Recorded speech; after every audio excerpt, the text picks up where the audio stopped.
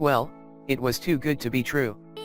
The in-display finger scanner of the Galaxy Note 9, that is, as rumors that Samsung won't be ready to produce those in mass quantities for the S9, but maybe for the Note 9, are quickly getting deflated.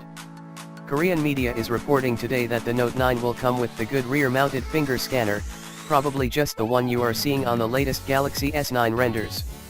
Yes, it is apparently still working with a variety of suppliers, as well as the technology's creators from Synaptics, to introduce a fingerprint reader embedded in the display itself, but the setup will be mastered next year at the earliest.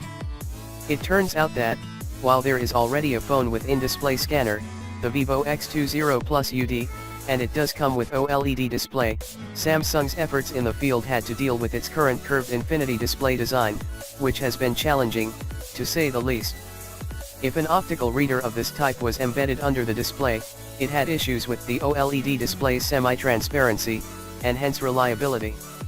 A more orthodox capacitive type reader, on the other side, could be made relatively transparent, but has to be mounted on top of the display, which presented issues with durability. Finally, an ultrasonic finger scanner could be the holy grail of the in-display types, but that technology is still in its nascence to land in the Note 9, which will enter mass production in June, tip insiders.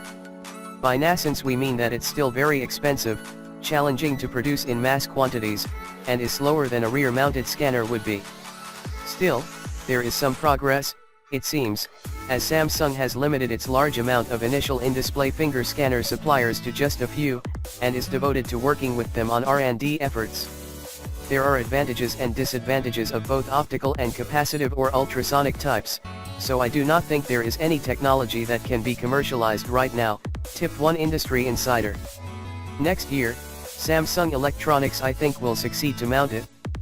Now, a new benchmark entry on Geekbench seems to be giving us a sneak peek at the performance of the Exynos 9810 powered version of the Galaxy S9/S9 Plus. Surprise, surprise, with a single core score of 3,648 points and multi-core one of 8,894 points, it ekes past the Qualcomm Snapdragon 845 which will power the US version of the flagships.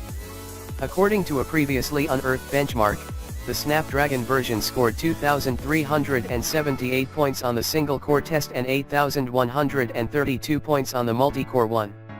A rather big difference and a clear win for the Exynos chipset, if true of course.